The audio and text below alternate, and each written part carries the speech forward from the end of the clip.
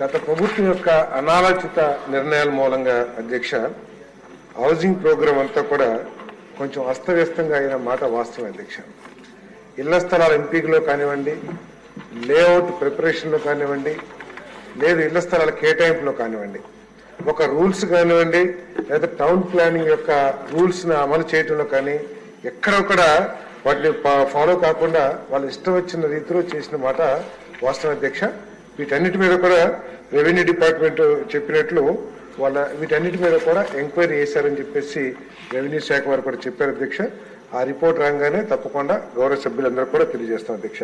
చాలా కొత్త విషయాలు కూడా వస్తాయి అధ్యక్ష. ఎందుకంటే రాష్ట్రం అంతా 1 సెంటు సెంటున్నర ఇస్తే కందుకూరులో 2 సెంట్లు ఇచ్చేశారు.